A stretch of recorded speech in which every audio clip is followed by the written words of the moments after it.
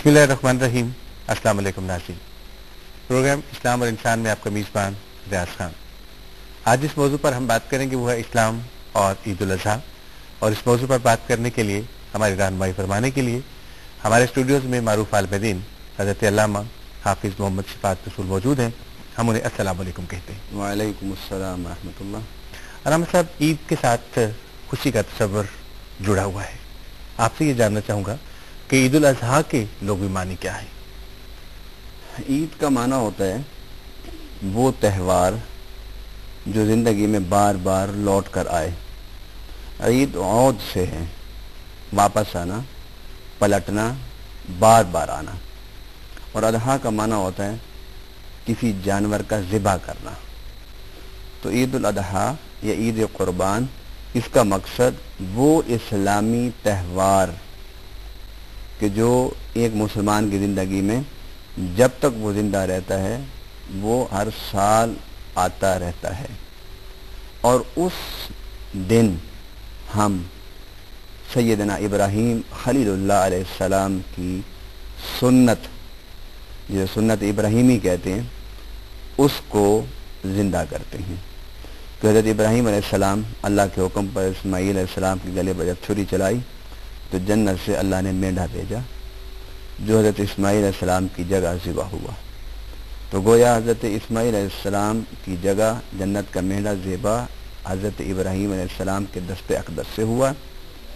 इसलिए उस सुन्नत को अल्लाह रब्बुल आलमीन ने इस दिन ज़िंदा रखा और पूरा आलम इस्लाम सुन्नत इब्राहीमी की इत्तिबा करते हुए इस दिन अल्लाह के रास्ते में जानवरों को कुर्बान करते हैं। अल्लाह साहब, ये तो हमें पता है कि इस दिन जानवर कुर्बान किए जाते हैं अल्लाह ताला की राह में।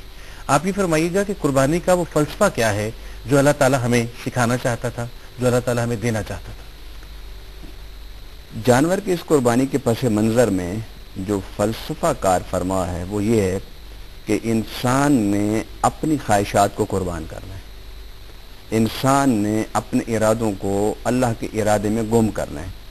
इंसान ने अपने प्रोग्राम को, अपनी सोच को, अपने फ़िक्र को, अपने अमल को, अपनी जान को, अपने माल को, सब को अल्लाह की इताअत में कुर्बान करना है।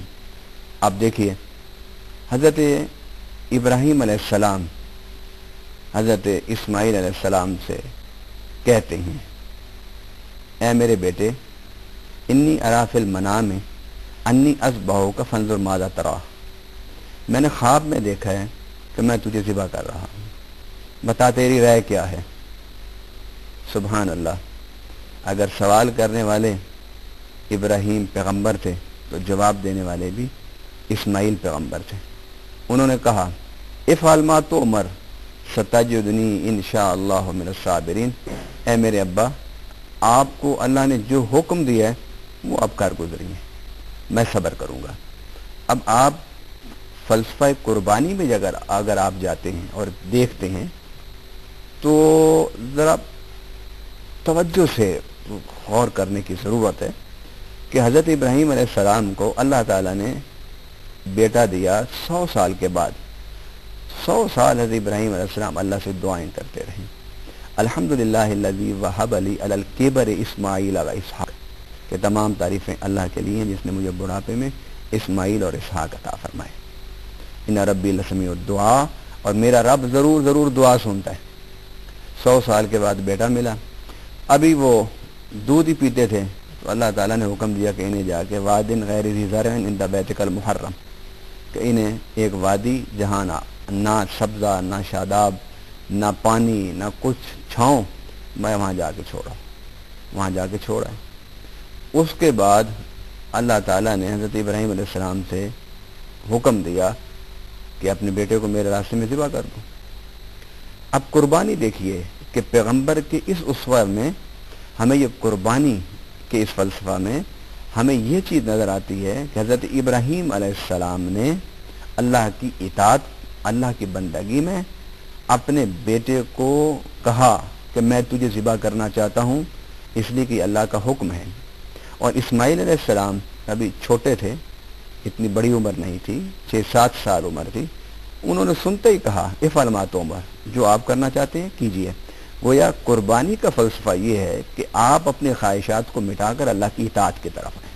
قربانی کا فلسفہ یہ ہے کہ آپ اپنے اندر کے من کو ماریں، اپنے تکبر، اپنا نخوت، اپنا غرور، اس کو پونتلیں، روند دیں، اور غیر خدائی تصورات سے نجات حاصل کر کے اللہ کے تصور میں گم رہنا سیکھیں۔ اگر اللہ تعالیٰ اپنے دین کی خاطر، اپنی شریعت کے لیے اور انسانی مفاد اور منفعت کی خاطر تم سے جتنی بڑی بھی قربانی مانگے، تم اس قربانی کو دینے کے لیے تیار رہو۔